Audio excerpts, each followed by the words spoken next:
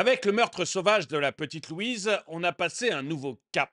On est rentré dans une nouvelle ère et les parents, maintenant, ont peur. Alors, je cite Louise, mais on a vu également récemment des gens attaqués au couteau à la sortie de leur entraînement de foot, juste parce qu'ils étaient allés s'entraîner au foot. On les a vus aussi, des bandes attaquées sur le terrain de foot avec des barres de fer. On entend régulièrement parler d'enfants, de jeunes qui se font massacrer pour les raisons les plus futiles. Et du coup, les parents commencent à avoir peur et on entre vraiment maintenant dans un climat de peur en France. Et je vais vous faire entendre une interview que moi j'ai trouvée assez bouleversante interview d'une maman qui dit qu'elle a peur et qu'elle va maintenant géolocaliser sa fille de 25 ans parce qu'elle a peur que sa fille, en se baladant dans Paris, se fasse agresser. On est rentré dans une ère où Paris est vraiment devenu un coupe-gorge, mais où la France entière s'est maintenant transformée en coupe-gorge. Bonjour et bienvenue dans cette nouvelle vidéo de DME en direct. Comme toujours, si vous n'êtes pas abonné, je vous suggère de le faire et de cliquer sur la cloche pour être prévenu lorsque je sors une nouvelle vidéo. Et vous devriez aller voir sur la boutique DME, vous allez probablement trouver quelque chose qui vous intéresse. Le lien est dans la description. Je ne veux pas faire une longue vidéo. Mais moi, c'est quelque chose qui m'a marqué. J'ai vu cette interview d'une dame et ça a résonné en moi pour plusieurs raisons. Ça a résonné en moi, je vais vous montrer l'interview dans une seconde, hein, mais ça a résonné en moi, pourquoi? Parce que j'entends depuis plusieurs jours maintenant des cas d'enfants, de jeunes, qui se font, de jeunes de plus en plus jeunes d'ailleurs, qui se font massacrer pour on ne sait pas pourquoi. On ne sait pas pourquoi. Alors, il y a le cas de la petite Louise que tout le monde connaît maintenant, 11 ans. Il y a avec 8 coups de couteau. Il y a le cas d'un jeune qui, en plein Paris, dans le 14e, s'est fait tuer aussi pour son téléphone portable. Il sortait de son entraînement de foot. Il s'est fait tuer parce qu'on voulait lui voler son téléphone portable. La réponse de la mère a d'ailleurs été mais surréaliste en disant que oui, on connaissait les deux délinquants tueurs. Oui, ils étaient connus. Mais elle les avait convoqués un petit peu avant dans son bureau. Elle avait mis des mots sur les actes et que du coup, ça devait être réglé. On est dans la folie. On a vu récemment une vidéo où des gamins allaient s'attaquer à une équipe de foot pour une raison qu'on ne connaît pas, avec des barres de fer, en plein entraînement de foot, avec des barres de fer. Et il y a eu un coup de couteau qui a été porté et deux gamins qui se sont jetés dans la Seine. On voit à la fois des jeunes de plus en plus jeunes se faire agresser et des agresseurs de plus en plus jeunes. Et face à ça, on a une réponse totalement surréaliste de nos politiques. On a eu la maire dont je vous parlais, là, je crois que c'est le 14e arrondissement de Paris, qui disait qu'elle mettait, maire écologiste, qui disait qu'elle mettait des mots sur les faits et que du coup c'était réglé. Enfin, pour elle, le fait de mettre des mots sur les faits, ça règle les choses. Non, non. Mettez des flics et des années de prison. Là, vous réglerez le problème. Mais elle mettait des mots sur les faits. D'ailleurs, elle avait empêché après d'autres parents de venir au conseil municipal pour lui poser des questions. Elle ne voulait surtout pas qu'on l'interroge sur ce qui avait été fait. Non, c'est parce que ça troublait son idéologie. Et puis, vous voyez que ces délinquants, celui, présumé pour le moment encore pour la petite Louise, mais aussi ceux qui avaient attaqué et tué le jeune pour une question de portable dans le 14e arrondissement, ceux qui ont attaqué dans le terrain de foot avec des barres de fer, tous ces jeunes sont connus déjà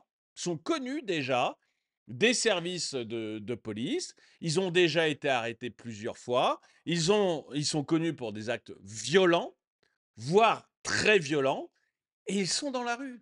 et ils sont dans la rue. Et on se dit: «Mais enfin, on ne sait pas régler ce problème». On en est au stade où ce ne sont plus, des gens de 30, 40 ans, criminels et cetera, qui font peur. C'est maintenant des gamins qui font peur parce que même des gamins, on ne sait plus régler le problème. Et donc voilà, j'avais vu tout ça, ça commençait à mûrir en moi et l'interview que je vais vous montrer là m'a fait réagir et je vais vous le faire écouter. Et puis vous me direz ce que vous en pensez. Moi, je l'ai trouvé très émouvant, cette interview. Je ne l'ai jamais fait à tracer mes enfants. J'ai 4 enfants. J'ai ma gamine de 25 ans, je la trace maintenant. T'imagines? T'imaginez? Donc venir dire comme ça, d'une manière tout à fait détachée, on ne peut pas être détaché. Parce qu'aujourd'hui, dans notre pays, on est en insécurité. On a peur pour nos enfants. Moi, la petite Louise, ça aurait pu être mon enfant. Il y a quelques années, quand je l'ai laissé rentrer de l'école, en primaire déjà, ils allaient à l'école, ils rentraient de l'école. Là, j'ai une gamine de 25 ans que je géolocalise. Et elle le sait. Vous voyez? Et je lui dis, tu prends un Uber. Le soir, quand tu as fini, à 11h, tu prends un Uber. Et je veux que quand tu rentres, tu me le dises. Et quand je m'endors, je me réveille pour regarder si ma gamine est bien rentrée à la maison. Voilà la situation dans laquelle on est aujourd'hui. Donc il faut savoir entendre cette douleur aussi et notre peur. Et nos politiques doivent se saisir de tout cela. Et moi, le docteur Maurice Berger, je travaille avec lui, je le connais bien. Et quand il me dit qu'il y a des gamins qui aujourd'hui tuent à 13 ans, 14 ans, et qu'on laisse faire, et qu'ils s'attaquent, les gamins qui ont tué le petit Elias. Gamins qui ont tué le petit Elias. Ils avaient déjà fait des agressions avec violence, extrême violence. Bien sûr. Et là, on leur dit, c'est pas grave, tu reviendrais. Mais comment? On peut pas il faut protéger nos enfants, les innocents. C'est eux qu'il faut protéger en premier. Et je trouve ça... Comme j'ai des enfants, si vous voulez, moi, ça résonne en moi. Et, pardon. Et je suis, mais inquiet, quoi. Je suis vraiment inquiet. Parce que effectivement, grâce à cette idéologie de surtout, il ne faut pas condamner le coupable, surtout, il ne faut pas envoyer le coupable en prison, il est victime de la société, donc il ne faut pas l'embêter, ou cette idéologie de il ne faut pas mettre des mineurs en prison, bah, on met en danger toute la société. Et ce qu'elle dit, cette dame, résonne vraiment en moi. Je ne sais pas si vous, c'est la même chose, mais moi, ça résonne en moi. Parce que moi, je veux bien que la prison ne soit pas la solution pour le criminel. Ça, d'accord. Mais pour l'entourage, oui. Et je me fiche totalement, mais totalement, de la vie de la personne qui a poignardé Louise. Je me fiche totalement de la vie des personnes qui sont allées tuer le petit Elias pour lui piquer son téléphone. Je m'en moque. Vous pouvez les mettre jusqu'à la fin de leur jour en prison. Je m'en fous. La seule chose qui m'intéresse, c'est qu'ils ne puissent plus recommencer. C'est tout. Et je ne sais pas si vous pensez comme moi. Je ne sais pas si vous pensez comme moi. Dites-le moi dans les commentaires. Est-ce que vous êtes d'accord avec moi? Est-ce qu'on s'en fout totalement, mais totalement, de la vie de ces tueurs? On n'en a rien à faire. Ce que l'on veut, c'est être en sécurité, que nos enfants soient en sécurité, qu'on ne voit plus dans les journaux des articles qui nous disent que des récidivistes, quel que soit leur âge, que des récidivistes ont poignardé quelqu'un. On ne veut plus le voir. On veut une police qui nous protège. On veut une justice qui condamne les criminels.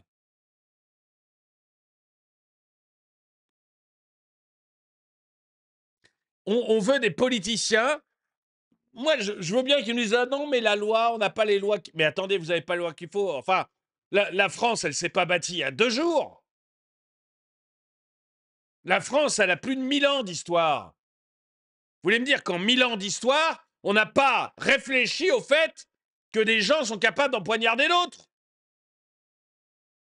On a bien des lois pour ça.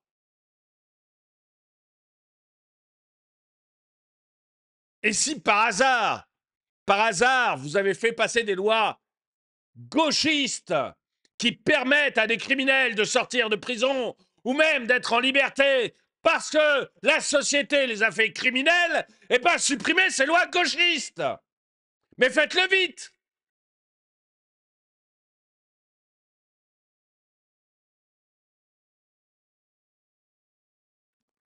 On va regarder 2-3 commentaires parce que je veux pas faire une vidéo trop longue là-dessus, mais j'en ai marre. Terrible, j'ai vécu 14 ans à Paris, j'ai vécu mes plus belles années de jeunesse. On sortait au bain, au palace, aux Folies Pigalle, on attendait les taxis et quand ils venaient pas, on marchait dans les rues sans inquiétude. Oui, bah, c'est Sophie qui écrit ça. Oui, je suis d'accord. Moi aussi, j'ai vécu à Paris une vingtaine d'années. C'était tranquille. Moi, je me souviens très bien, enfant, en primaire, hein, donc j'avais pas encore 11 ans, j'avais moins de 11 ans, en primaire, je revenais à pied de l'école à chez moi, régulièrement. Régulièrement, et ça posait pas de problème.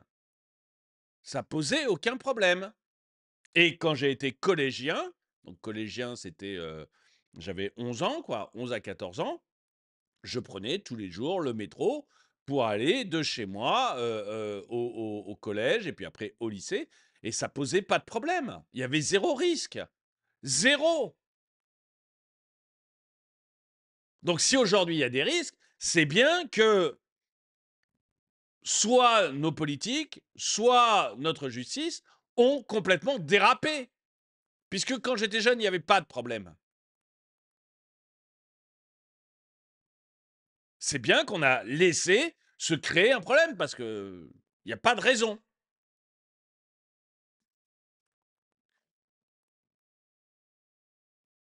Il faisait comment au Moyen Âge sans géolocalisation? Bah, au Moyen Âge, mon grand, comme quand moi j'étais jeune, quand tu faisais une connerie, t'allais en tôle et puis t'étais, voilà. Alors au Moyen Âge, en plus, à mon avis, on te régulièrement on te coupait en morceaux quand même, faut bien le dire. Les punitions étaient quand même XXL, donc voilà. Et ensuite, ensuite, pour ce qui est du temps où j'étais jeune, que je connais mieux que le temps du Moyen Âge, eh ben, un voyou, il y avait des maisons de redressement. Voilà. Et il allait en maison de redressement. Et il disparaissait, et c'était terminé. Il ressortait peut-être plusieurs années après, avec peut-être du plomb dans la tête, je ne sais pas. Avec, vous voyez, peut-être que ça l'aidait à s'en sortir. Tout ce que je peux constater, Gilmont, c'est que quand j'étais jeune, on pouvait prendre le métro à 11 ans sans qu'il y ait le moindre risque. Hein, je partais de chez moi, je faisais 200-300 mètres, je prenais le métro, je sortais du métro, je faisais encore 500 mètres pour aller à l'école, et il n'y avait pas de souci. Et quand j'étais enfant, je rentrais de mon école primaire à pied, il y avait quoi, un petit kilomètre. Je rentrais à pied et il n'y avait pas de souci. Donc, je le constate, voilà, il n'y avait pas besoin de la géolocalisation, ne se posait pas comme question. Alors, j'étais pas non plus dans un quartier difficile, hein, mais voilà, il n'y avait pas de problème. Elle géocalise sa fille de 25 ans et la fille accepte. Mais c'est une famille de malades tarés. Non, c'est une famille de gens qui ont peur. C'est une famille de gens qui ont peur. Et sa fille accepte, oui, sa fille accepte, voilà, c'est comme ça, parce que sa fille, elle se sent rassurée. S'il lui arrive un problème, hop, la maman peut le savoir. Enfin, voilà, c'est pas. C'est juste que les gens ont peur. C'est pas une famille de tarés, c'est les gens ont peur. Si on surveille sa fille de 25 ans, il faut se poser des questions sérieusement. Peuple de parano. Mais Siane, la petite. La petite fille, la petite Louise, qui s'est fait poignarder ses parents, tu vas être traité de parano? Le jeune, là, à Paris, qui s'est fait poignarder pour voler son portable, parano? C'est juste que l'on voit la réalité. On voit la réalité. On entend actuellement que les parents, je dirais, de familles un petit peu aisées, ne mettent plus leurs enfants au football. C'est terminé. Terminé. Ils mettent plus leurs enfants dans les clubs de foot parce qu'il y a vraiment une violence qui est en train de s'installer. Mais une violence, quand je dis violence, c'est des violences à coups de couteau. Donc il y a toute une classe moyenne qui commence à retirer ses enfants du football. Pas parano, pas peuple de parano, c'est qu'ils se voient bien que dans le club, ça devient violent. Et vous avez des présidents de clubs qui en parlent de plus en plus. Club amateur. Et ils en parlent de plus en plus.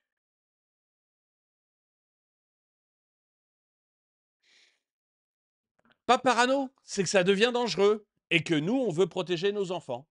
En tout cas, dites-moi, vous, hein, dites-moi ce que vous en pensez dans les commentaires. Dites-moi si vous comprenez cette dame qui géolocalise sa fille. Est-ce que vous-même, vous géolocalisez vos enfants? Est-ce que vous dites, comme certains là dans les commentaires, peuple de parano, on est tous des paranos, c'est faux, il n'y a pas de raison de s'inquiéter plus que ça? Ou est-ce que vous comprenez tout à fait et vous dites non, mais il y a un véritable danger, ce pays n'est plus un pays secure, il y a un véritable danger, on est obligé de protéger nos enfants. Dites-moi ce que vous en pensez dans les commentaires. En tout cas, n'oubliez pas non plus d'aller sur la boutique DME. Sur la boutique DME, vous avez 240 produits, 7 logos différents. Vous avez vu le mug, je vous montre aussi ce mug-là, le socialisme tue. Vous avez des sweats, vous avez des pulls, vous avez des bonnets, vous avez... Vraiment, vous trouverez ce qui vous intéresse sur la boutique. Le lien est dans la description. Merci d'avoir regardé cette vidéo. Mettez-lui un pouce vers le haut, commentez-la, partagez-la. Et moi, je vous dis à très bientôt.